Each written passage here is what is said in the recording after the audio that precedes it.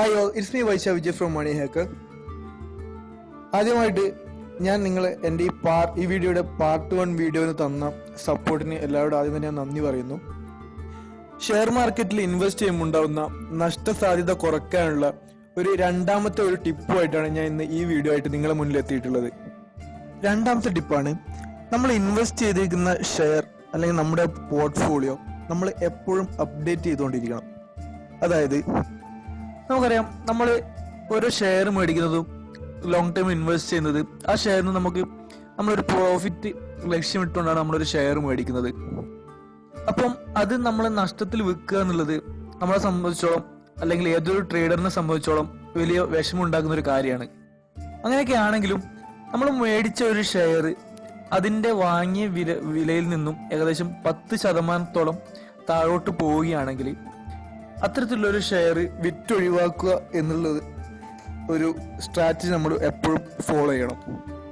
എന്നിട്ട് അതിന് പകരമായിട്ട് കുറച്ചും കൂടി നല്ല ഒരു പോസിറ്റീവ് മൂവ്മെന്റ് ഉള്ള അല്ലെങ്കിൽ നല്ലൊരു കൂടുതൽ ബെനിഫിറ്റ് കിട്ടുന്ന മറ്റൊരു ഷെയർ നമ്മൾ കണ്ടെത്തി അതിലേക്ക് നമ്മൾ ആ പിൻവലിച്ച തുക നമ്മൾ ഇൻവെസ്റ്റ് ചെയ്യണം.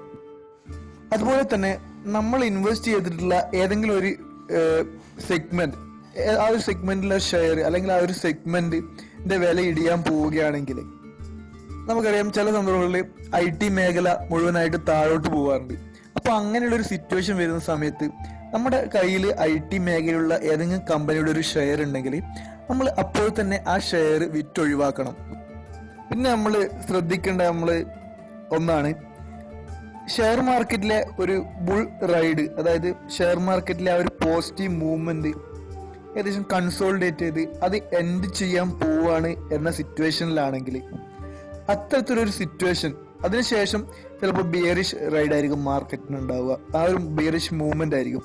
അപ്പം നമ്മളെ കയ്യിലുള്ള ഷെയർസ് അത്തരമുള്ള ഒരു ട്രെൻഡിൽ ആ ഒരു എൻഡ് പോയിന്റ് ഏകദേശം എത്തിക്കഴിഞ്ഞാൽ, മാർക്കറ്റ് കൺസോളിഡേറ്റ് ചെയ്ത് തുടങ്ങിക്കഴിഞ്ഞാൽ ആ സമയത്ത് നമ്മുടെ കയ്യിലുള്ള ഷെയറൊക്കെ വിറ്റ് ഒഴിവാക്കുക. അതിനുശേഷം ആ ബിയറിഷ് മാർക്കറ്റ് എൻഡ് ചെയ്ത്, അതായത് ആ ഷെയർസ് ഒക്കെ ഇറങ്ങിയതിന് ശേഷം വീണ്ടും ഇൻവെസ്റ്റ് ചെയ്യുന്നതായിരിക്കാം ഏറ്റവും ബെറ്റർ ആയിട്ടുള്ള ഒരു രീതി. അപ്പോൾ അതുപോലെ നഷ്ടത്തിലുള്ളതും അല്ലെങ്കിൽ നഷ്ടത്തിലേക്ക് അല്ലെങ്കിൽ ആ വില ഇടിയാൻ സാധ്യതമായിട്ടുള്ള എല്ലാ ഷെയറും നമ്മൾ വിറ്റൊഴിവായിക്കൊണ്ട് ഞാൻ ആദ്യം പറഞ്ഞ, അതായത് ഈ രണ്ടാമത്തെ ടിപ്പ്, അതായത് നമ്മുടെ ഷെയർ പോർട്ട്ഫോളിയോ എപ്പോഴും അപ്ഡേറ്റ് ചെയ്തുകൊണ്ടിരിക്കണം.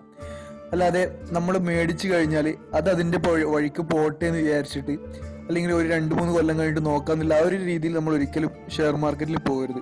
ചിലപ്പോൾ നമ്മൾ ചിലപ്പോൾ 200 രൂപയ്ക്ക് മേടിച്ച ഷെയറിന് ചിലപ്പോൾ ഒരു 10-80 രൂപ ഇറങ്ങി, ചിലപ്പോൾ കുറച്ച് കാലങ്ങൾക്ക് ശേഷം വീണ്ടും കൂടിയേക്കാം. പക്ഷെങ്കിൽ ഷെയർ മാർക്കറ്റിൽ നല്ലൊരു ഇൻവെസ്റ്റ്മെന്റ് രീതി ഫോളോ ചെയ്യുന്ന ഒരാളാണെങ്കിൽ ഈ രണ്ടാമത്തെ ടിപ്പ് എന്തായാലും ഫോളോ ചെയ്തിരിക്കണം.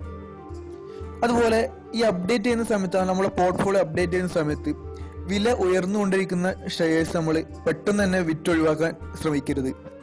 ചിലപ്പോൾ ആ അപ് ട്രെൻഡിൽ ആ ഷെയർ കൂടുതൽ നല്ലൊരു മൂവ്മെന്റ് ചിലപ്പോൾ അതിനുശേഷം നടത്തിയേക്കാം. വില ഉയർന്നുകൊണ്ടിരിക്കുന്ന ഓഹരികൾ കയ്യിൽ വെക്കുകയും വില ഇടിഞ്ഞുകൊണ്ടിരിക്കുന്ന ഷെയറുകൾ വിറ്റൊഴിവാക്കുകയാണ് വേണ്ടത്. ഈ വീഡിയോ കണ്ട് എന്നെ സപ്പോർട്ട് ചെയ്ത എല്ലാവർക്കും നന്ദി. ഈ വീഡിയോ ഇഷ്ടപ്പെട്ടിട്ടുണ്ടെങ്കിൽ എല്ലാവരും ലൈക്ക് ചെയ്യുക, അല്ലാതെ നിങ്ങളുടെ അഭിപ്രായങ്ങൾ ഇവിടെ കമന്റ് ചെയ്യുക.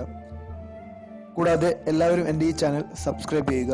Thank you for watching. By.